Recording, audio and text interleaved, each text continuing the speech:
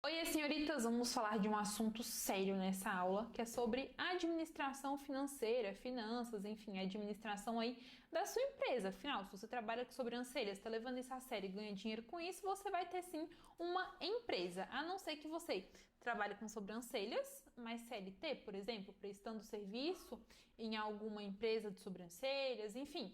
De toda forma, vamos lá, que você precisa aprender sobre isso que eu vou te passar nessa aula, que é muito importante. Um detalhe que eu quero falar aqui. Essa aula vai ser um geralzão sobre vários temas que a gente precisa conhecer para realmente saber administrar ali o mínimo possível a sua empresa, o seu estúdio de design de sobrancelhas. Mas essa aula aqui, ela não vai ser super profunda e super complexa. Afinal, a administração financeira é um tema complexo e eu não vou me aprofundar nisso, primeiramente, porque eu não fico 100% responsável por essa questão aqui no estúdio, aqui na empresa, e porque se você fizer o básico, você já vai estar fazendo muito.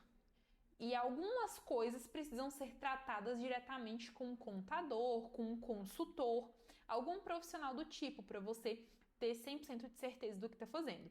E também porque cada pessoa tem a sua realidade. Eu não posso simplesmente vir aqui passar para vocês o que a gente faz aqui no estúdio, porque a minha realidade é diferente da sua. Então pode ser que não funcione para você, tá? Então eu vou passar um geralzão, mas que eu tenho certeza que já vai te ajudar bastante. Papel e caneta na mão.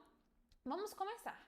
Primeiramente, você tem uma empresa a partir de quando você tem um CNPJ. E se você está empreendendo, realmente está levando a sério esse negócio de trabalhar com sobrancelhas, quer realmente ter uma empresa, quer crescer, quer, sei lá, ganhar pelo menos 10 mil reais por mês aí fazendo sobrancelhas, então você precisa fazer tudo de forma regularizada. Precisa sim ter um CNPJ, precisa sim ter regulamentação para isso, ter regularização disso, entendeu? E ó, pagamento de impostos é algo obrigatório, a gente tem que fazer o pagamento de impostos. Então você precisa deixar isso aí regularizado. Como que a gente começa? Com o CNPJ. E aí a gente começa normalmente pelo MEI. A gente tem o MEI e o ME, mas normalmente a gente começa com o MEI, que é para, se eu não me engano, vou até olhar aqui, ó, limite de faturamento do MEI. Se eu não me engano é 80 e poucos mil anual, ó, de 2023. O anual é 81 mil reais. Se ultrapassar esse limite, o empreendedor já não é considerado mais MEI, ele já vai para ME. Quanto que é 81 mil dividido por 12? 81 dividido por 12 dá 6.750 reais por mês. Acho que é isso mesmo, 6.700 nessa faixa aí. Se você ganha mais que isso, você já não deveria estar no MEI, você deveria estar no ME. Então tem que tomar cuidado com isso, tem que ficar de olho no seu faturamento para o CNPJ que você está enquadrado ficar certinho, ficar tudo direitinho, tá? Então aí a gente tem um MEI de 81 mil reais por ano. Por que a gente pega o anual? Porque tem mês que a gente fatura mais, tem mês que a gente fatura menos, e aí tem a média mensal, que é 6 mil e alguma coisa, que você tem que estar dentro. Quem tem MEI paga o imposto via DAS, que é aquela DAS que imprime todo mês, se eu não me engano é 50, 60 reais, e para fazer o seu MEI você pode fazer de graça pelo site do Gov. Quando eu comecei com o MEI, né? Hoje em dia a gente é ME. Aí eu comecei com o MEI, eu fiz de graça pelo site do Gov, mas você pode entrar em contato com um contador para ele fazer para você. Muito cuidado porque tem sites que cobram para fazer isso, nem sempre é seguro, tá? Então você pode entrar em contato aí com um contador para fazer o seu MEI de forma segura e para ele explicar tudo o que você tem que fazer para você ficar dentro da regulamentação, tá? Da regularização toda direitinho. Aí quando a gente foi pro ME, porque o MEI é microempreendedor individual, o ME é microempreendedor, né? Aí a gente já não paga mais DAS, a gente paga o Simples Nacional, que é um imposto de acordo com notas fiscais que são geradas. Aí a burocracia já aumenta, a gente gera nota fiscal, a gente paga mais imposto, tem mais coisa para pagar todo mês. Tem também a questão de alvará de funcionamento, tem a fiscalização, tem também certificado digital que você tem que pagar, tem coisas que a gente paga anualmente. Então, quando você vai para o ME, que é o Simples Nacional, então a burocracia já aumenta bastante aí nessa questão. E aí é obrigatório ter um contador que você paga todo mês, ele resolve umas burocracias, enfim. Como eu disse, essa parte de contabilidade não sou eu que mexo. Eu sei o que a gente faz, mas não sou eu que fico ali 100% de cabeça na contabilidade, tá? Por isso que eu indico você conversar com um contador ou com um consultor Tem consultores que fazem isso, né? A parte de administração financeira fazem todo o balanço da sua empresa, fazem toda a organização, desde a precificação, controle de estoque, tudo. Tem profissionais que fazem isso. Se você, né, tiver interesse, você pode buscar por algum consultor de administração que ele vai fazer essa parte para você. E aí, no ME, a gente já tem essa parte de contador, pagamento de impostos, né? Tem que ficar de olho com o faturamento também, porque o ME também tem faturamento. Vamos olhar aqui, ó, o faturamento do CNPJ ME. Deixa eu ver.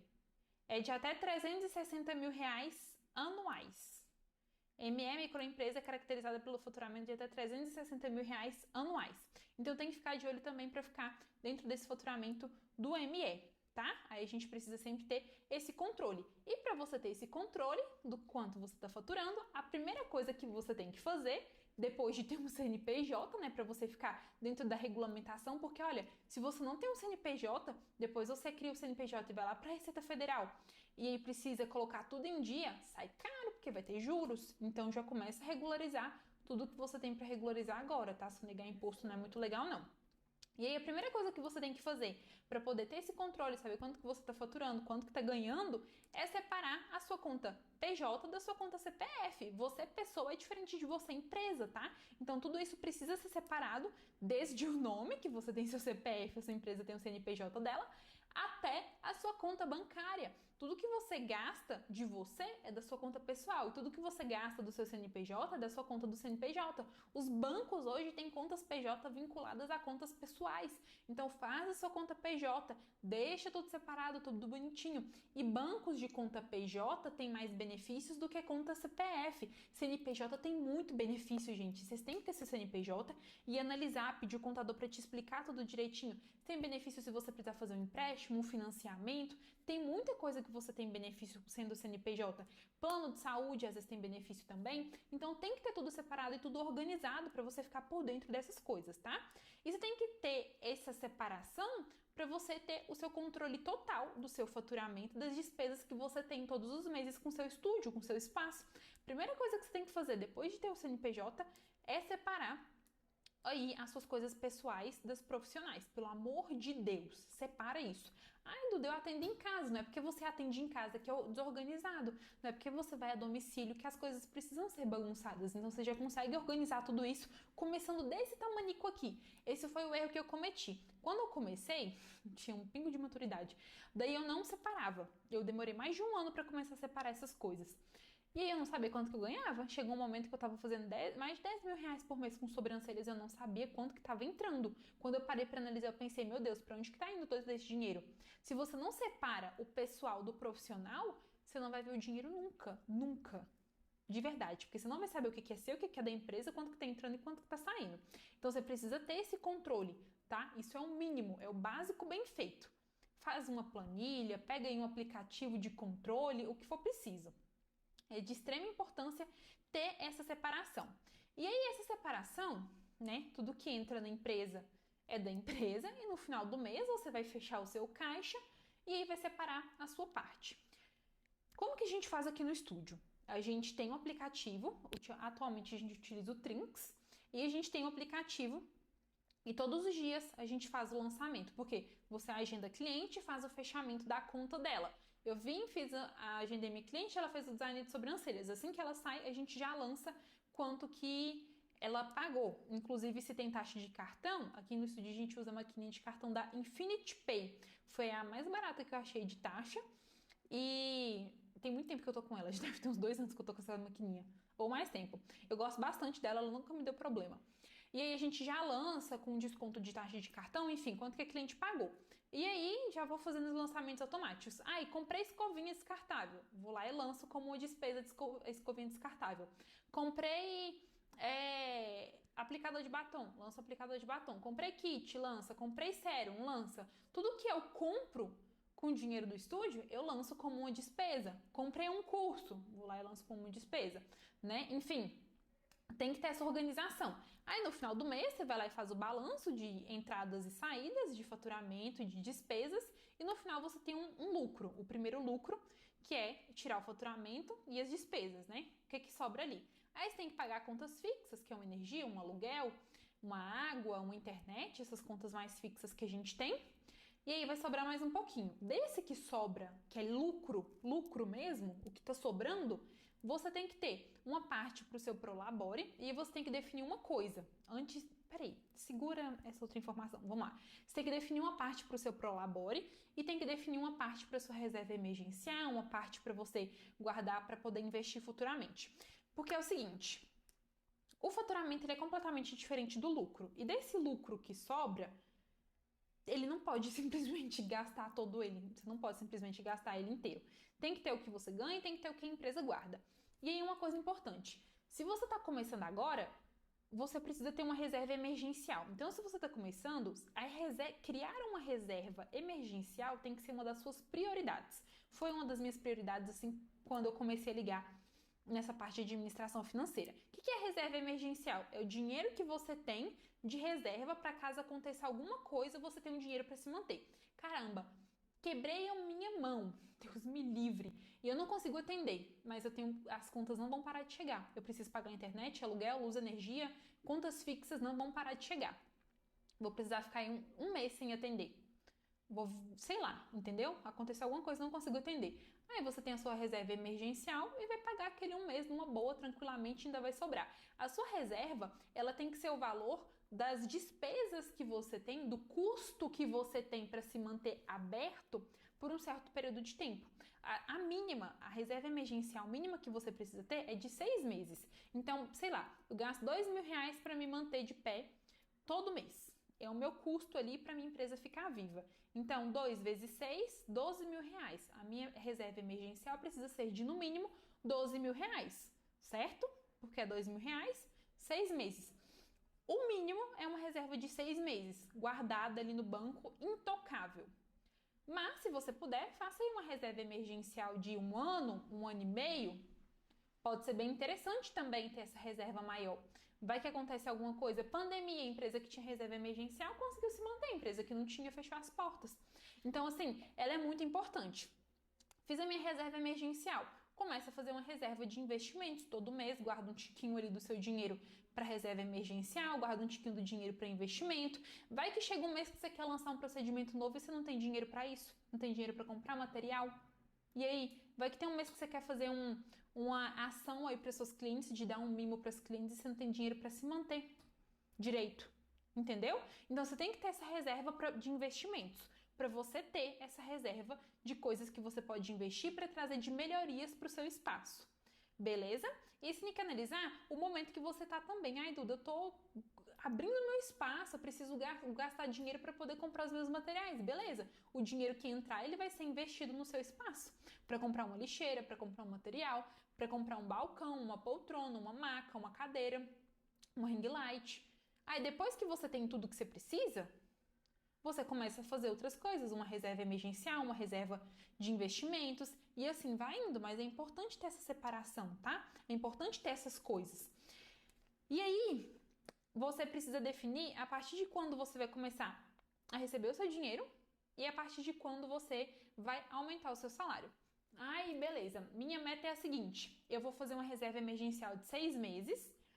Depois dessa reserva emergencial de 6 meses pronta, eu vou guardar mais R$3.000 para eu poder ter de reserva de investimentos. E aí depois eu vou começar a pegar R$1.500 por mês para mim. Claro, tem pessoas que começam e precisam já ter o dinheiro para pagar a conta de casa. Aí você já separa quanto vai ser para você pagar a conta de casa. E lembrando que o seu Prolabore, que é o salário de você como dona, ele só vai ser de acordo com o seu lucro, não com o seu faturamento. O faturamento é o total, aí você tira as despesas totais, aí sobra o lucro, né? Então, o seu Prolabore, ele tem que ser de acordo com o lucro e ele não pode ser o lucro total. Uma parte do lucro você tem que guardar. E aí é definido por você, ou então com a ajuda de algum contador, para você saber o que você precisa guardar e o que já dá para ser seu. E aí você define como meta aí.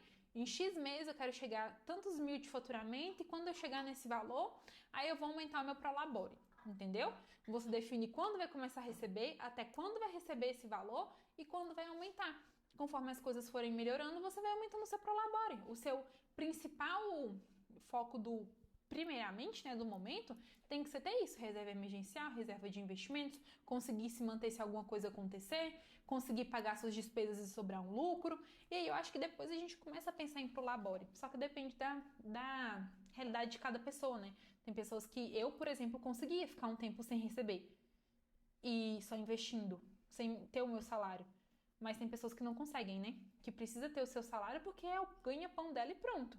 Mas aí você tem que definir de acordo com o lucro que você está tendo. E aí, como eu já disse anteriormente, você só consegue ter essa média de despesa e de lucro se você faz esse controle. Então é muito importante, nem que seja uma planilha, não tá em um caderninho, gente, mas saber quanto que você está ganhando de faturamento, quanto que você está gastando todo mês, tá? E é com base nesse, quanto que eu tô gastando todo mês, que você faz a sua reserva emergencial também, tem um fundo de investimentos, e aí as porcentagens de cada coisa, como que eu vou separar cada coisa, como que vai ser meu prolabore, como que eu vou definir isso. Aí, cresci, preciso expandir, vou contratar. Eu faço uma parceria com essa pessoa que eu vou contratar, eu contrato ela CLT, como que eu vou fazer? Como que fica viável? Essas questões, e quanto que eu tenho que pagar de imposto? Como que funciona a minha DAS, meu Simples Nacional? Essas questões você tem que ver realmente com o contador. E aí o seu contador, ele vai te passar essas informações, ou então um consultor, como eu disse para você conseguir melhor ter essa visão do que deve ser feito e o que é melhor para sua empresa também. O seu foco principal é ter uma reserva emergencial, manter a saúde da sua empresa, ela tem que ter um faturamento, ela não pode ter as despesas muito altas, porque seu lucro tem que ser bom também. Mas claro, uma empresa que, sei lá, fatura 15 mil por mês, ela vai ter pelo menos uns 4 mil de gastos, né? Então, depende da realidade de cada pessoa, claro, né? Mas as empresas têm gastos para se manterem em pé. Então é normal uma empresa ter gastos, só que não pode ser absurdo. Outra coisa que é importante, você ter controle do seu estoque. Porque às vezes você pensa, vou comprar mais escovinha. Aí você olha lá no seu armário, tá cheio de escovinha. Para que você está comprando mais se você precisava comprar algodão? Entendeu? Então, nessa parte de investimentos, você tem que investir no que é certo, no que realmente precisa, comprar o material que realmente precisa, não ficar gastando muito à toa, pensar antes de gastar. Claro que tem coisas que a gente se arrisca, né? Por exemplo, eu já fiz cursos, já fiz de técnicas que eu achava que iam bombar, ser maior sucesso, não foi. Não tive cliente, aí tive que desistir, vendi o material, outras coisas não vendeu. E é assim, né? São coisas que vão acontecendo na vida e que a gente precisa viver aquilo para realmente ter certeza de que era ou não, tá? Mas tenta tirar o máximo de proveito dos investimentos que você faz e sempre pensa um pouquinho antes de sair gastando o seu dinheiro, tá? Isso é importante. Separa a sua conta pessoal do CNPJ, pelo amor de Deus, isso vai mudar a sua empresa e a sua vida também. É isso, qualquer dúvida que esteja ao meu alcance, você pode mandar aqui embaixo, que se tiver ao meu